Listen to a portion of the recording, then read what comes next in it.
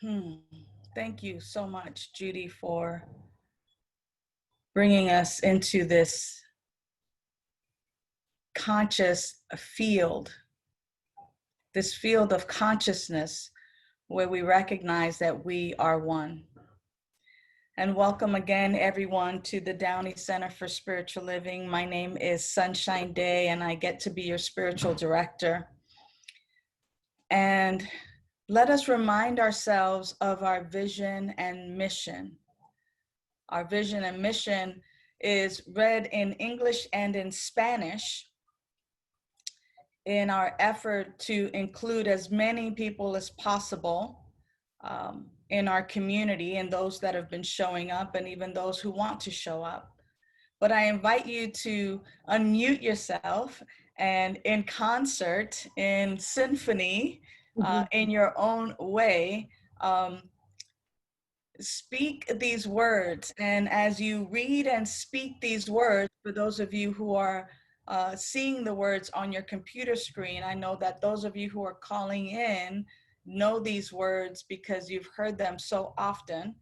But speak these words as if you're really speaking them for the first time, and see and notice for yourself the feeling that it brings, the message that it brings, what thoughts, what feelings, what comes to you as we read this together and as we hear one another read this in our own way. So the invitation is to unmute, and we'll do the personal all the way through the communal in English and then in Spanish.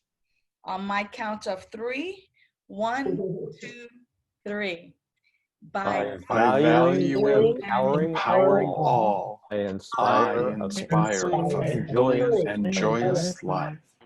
Al valorar potenciar todo, inspiro una vida una vida plena y alegre, alegre, valuing and and empowering empowering all. all. We We inspire inspire a a fulfilling, fulfilling joyous and life. joyous life. a Al Valorar valorar y potenciar potenciar todo, todo, inspiramos inspiramos una vida vida plena plena y y alegre. alegre. You sound beautiful. It sounds like a song. Sounds like a song. And everyone is marching to their own beat. So with that said, you know, for me, this vision and mission statement are reminders. It is a reminder that this is not only the vision and mission of our Downey community, our Downey Center for Spiritual Living community, but that as I take it into my personal living, that it is my reminder to value and empower all. And like George said, even the mistakes, even when I trip up, even when I am um, um, in my peak, to value and empower even that, all of it. I'm also given to look at our young people. You know, how do I value and empower our young people who are moving forward and who are dealing with this? I know that last week after service, we were kind of talking a little bit, and John brought up the children, you know, and the children are watching. Our children are watching us. And so if we're going to be examples, then by valuing and empowering all, we inspire a joyous and fulfilling life, even for our children. And so with that, I want to say thank you. Thank you for that participation. And let's take a look that for June, we have a theme. Our new theme for the month is Mindful Mavericks. Mindfulness for Mavericks. Mindfulness for Mavericks. Now, what is that? How many of you consider yourselves a maverick? Just raise your hand or hit your reaction button. Yeah. So did you know that a maverick is an independent minded person? Maverick is non-conformist. A maverick is a free spirit. And yet it is so interesting because so many times we come together because we say that we're coming together with like-minded people. And I have since changed that or added that I am not interested in creating a like-minded community, that I am interested in creating and developing a love-minded community. Because if indeed we are mavericks, we are independent-minded people. We might be like-minded, but still independent-minded people, meaning that we don't conform to the status quo because it's what everyone else is doing. It doesn't necessarily mean too that we do stuff just because it's trending. It means that we're at the cutting edge, that we are doing our own individual work, that we're doing our own study, that we're looking and seeking not only in other independent-minded writers and speakers, but that we're also looking within and being in our spiritual practice within so that we might speak from our own truth. That is what we're being called to today in this theme of mindfulness for mavericks. And as we are independent thinkers and independent minded people, as we consider ourselves non-conformists or free spirits, if we do consider ourselves mavericks, for those of you who raised your hand, there are practices, mindfulness practices. And today in particular, our, interestingly enough, our weekly theme this week is just breathe. Now, in 2019, there were a group of people who came together to put together the themes for the month, and there's a whole pre-printed journal with the themes. I always say there is no accident that this week, the first week in June, that our mindfulness practice is just breathe. Now,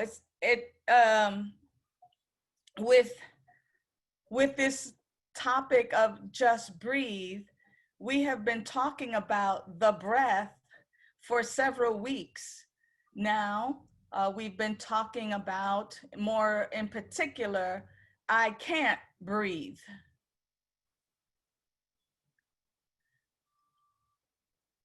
I can't breathe. I can't breathe is what we have seen and heard in our media, in our news, with our neighbors, speaking with one another. And today's topic is just breathe. And so I want to talk about the importance of the breath. The importance of the breath is life itself, if you will. In our human experience, breathing is life. It is life sustaining itself with the ebb and the flow of each inhalation and exhalation. Breathing is also method or technique that helps you process, shift, and evolve. And we take this week's theme to heart, because as we look at the breath itself and we look at how even biblically, for those of us who follow the Bible or who have looked and read the Bible, it talks about creation in Genesis, and it talks about how spirit, how life breathed the breath of life into Adam, the first human in creation, and that he became a living soul. So up until that part, it was just the flesh. It was just the body. But until there was the breath of life, he became a living soul. It's interesting too that through the birthing process, a woman, a mother, someone who is expecting, a pregnant person, is given breathing techniques in which to calm and shift and change a current circumstance or situation. How many mothers do we have on the call today? Raise your hand. You know, that process, I'm not sure how many of you actually found that that process helped or didn't help, how it helped to ease pain or not ease pain. But even in pain management, breathing techniques are taught. The inhalation, the exhalation. In meditation, we focus on the breath. We have singers and musicians on the call today. And musicians and singers are taught, especially vocalists, are taught breathing techniques on how to inhale and have that breath ready to sing out and belt out that note, that beautiful harmonic melody. Or someone who's playing a trumpet, how to breathe in and out so that they can blow into that instrument. We're taught in anger management, or even just outside of anger management, to use our breath. When we are angry or upset, we're taught to breathe and to count up to 10. The breath is important. Just breathe. And so as mavericks, as independent-minded people, as people who are making a difference in our own lives and in our own worlds on the planet, as nonconformists, as free-spirited people, we are to be mindful in the breath.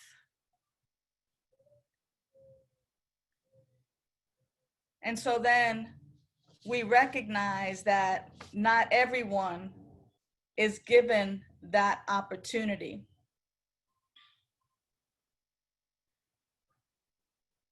That for some, whether it's physically or metaphorically, that we live in a society filled with oppression, and it is like people putting their weight on others so that they can't breathe.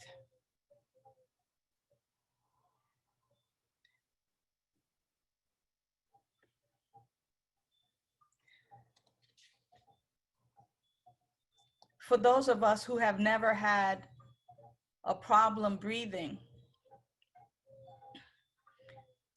we can't even imagine what it's like not to be able to breathe. To have that weight upon us so much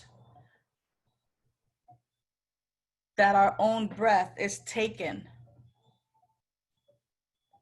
Whether it's by oppression, whether it's physically, what has been happening in our society, it has to stop. And the question to ourselves is, what is my part? What is mine to do? Where am I? What is my spiritual work in order to prevent the I can't breathe from happening and occurring in our society? We're still believing in separation. We're still believing in an us and a them. And my call this week to those of us in this particular spiritual community is to really dive deep, to dive deep into the areas of where we have and enjoy and benefit from and profit from unearned privilege because of where we're born, how we're born, the gender in which we're born, the race of which we're born, the economic status of which we may be born into, the religion or the religious freedoms that we have. My call today is for us to really look at how our unearned privileges actually are a weight on other people, a weight on their life to where they cannot breathe. Can you see that here in the USA that our unearned privileges are actually the knee on someone's neck? Without blame or shame. This has nothing to do with blame or shame, but looking at where those of us in this spiritual community might enjoy the benefits of certain privileges that are unearned, that are simply just because we were born the way we were born. And then how we might use our privilege, our unearned privilege, to actually level the playing field. Toni Morris, a famous author and activist, once said, "In this country, American means white. Everybody else has to hyphenate."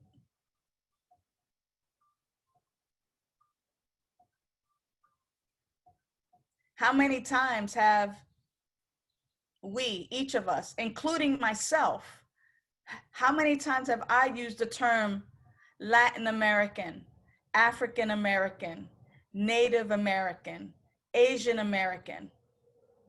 At what point am I, even me, at what point and how is it that I support racism by my language? The bottom line is that each of us gets an opportunity this week to just breathe.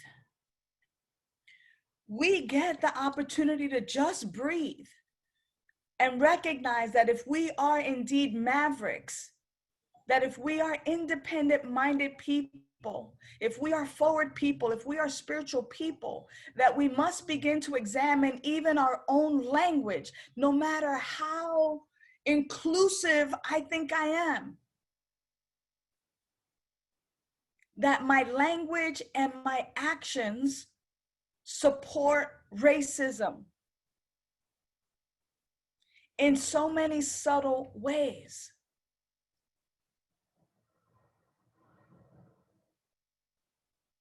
And for me, I have to, like George said, I gotta go, wow. I don't want to be the one to have a knee on anyone's neck where they can't breathe. And when I recognize these things about myself in the ways that even as someone who does not benefit from unearned privilege in many areas of my life, I have to look to see how I support sexism, racism, ageism, how I support homophobia, how I support unequal and unfair treatment of others who were not born in the United States. I have to look at my own behavior, and frankly, to be able to do that and to look at that, that is mine to do. Because I cannot look out there and go, wow, that's so messed up, and then continue to enjoy my privilege when it comes to ageism. You know, it won't be too far longer before my age where I will be called elder. I'm right in that sweet spot right now where I'm seen as adult with adult privileges unearned just because I've been breathing in and out long enough. Whereas my sage folks and my young baby folks who don't have the right to vote yet or to drive, they don't have the same privileges that I have just because I've been breathing and living this long. One of the ways that I get to look at it is how many folks on the call are right-handed, right? Just because you were born right-handed, you enjoy right-handed privilege. I don't know if you recognize it or not. I certainly hadn't for a long, long time.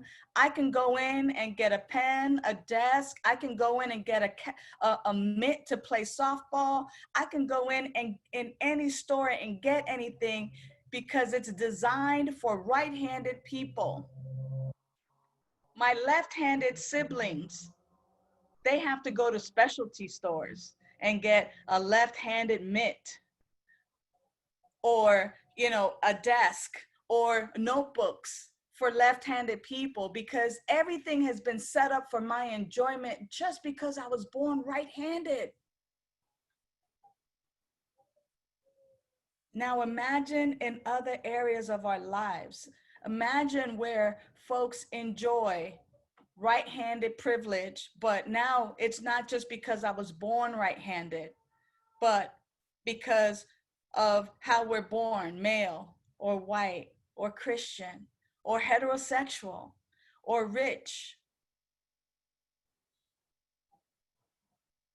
We get an opportunity, beloveds, to really be mavericks and to be mindful in it, to breathe.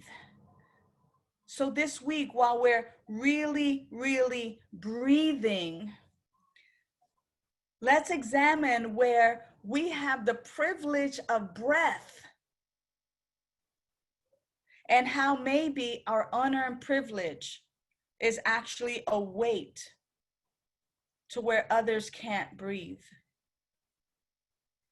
And that when we get there and it hurts, just like the labor pains that a woman might go through in giving birth to this child, that we breathe through that and ask, what is mine to do to level the playing field? What must I be thinking? Where is that my duality thinking supports and continues to support oppression, and in what areas? We have lots of work to do. And it's not necessarily easy, but it is doable. And so my call this week is that as we breathe, as we take in that breath, that we are reminded of the many others that cannot. I once had a friend, well, actually, I still do have a friend. His name is Jared Swartz, and he lives in Santa Barbara. And he fell in love with this beautiful woman. And he wanted to get married and she wanted to get married, but you know what? They did not get married. They did not enjoy the unearned privilege of marriage until all people could marry. And once it was made possible for all people to marry, same gender loving couples, interracial couples, couples from various nationalities, until it got to that point, he refused to marry. And once it got to that point, he was able to marry his beloved. But he recognized that he had privilege that not all people had. And so what was his to do was to wait and to advocate for that, to speak to it, to take a stand for him and his beloved so that all people could marry. And so what is yours to do as we just breathe this week? My call to you is to just be courageous enough and examine enough and be maverick in your own life to look at the areas in which are yours to be this maverick in. And so with that, I'm just going to invite Reverend Kevin to just lead us in a short practice to anchor in the teachings as you marinate in today's message and as we allow Spirit to guide us even deeper. So I invite you all to be grateful for some blessing in your life, just to feel gratitude, to feel grace. And as you do this, I want you to now witness your own respiration, your own inspiration, your own expiration. Just bear witness to that in-breath and that out-breath. And as you do this, allow your mind to fill with this simple gratitude that you breathe in and you breathe out.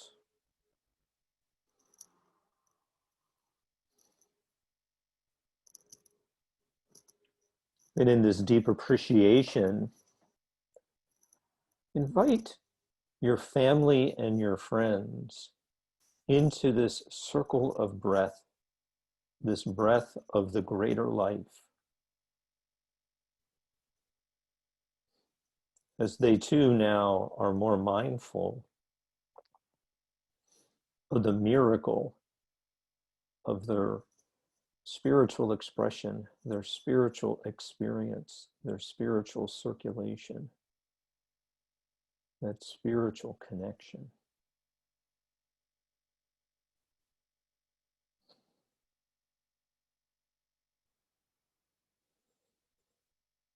And as you breathe in, and now we are breathing in concert with our friends and family, we extend this mindfulness beyond those folks that we have a more intimate connection with, to all those friends, those beloveds that we are meeting on our journey, that we are connecting with on our journey, and that they too are grateful for that breath of life, that greater life.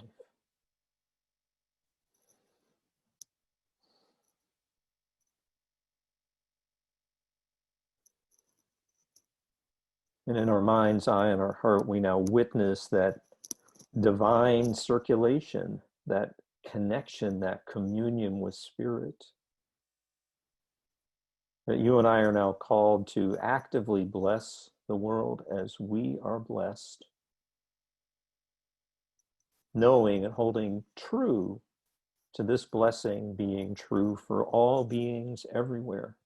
All walks of life are imbued, indwelled, surrounded, and propelled by this self-same one life, this greater life, this life of inspiration, this life of fullness of all things.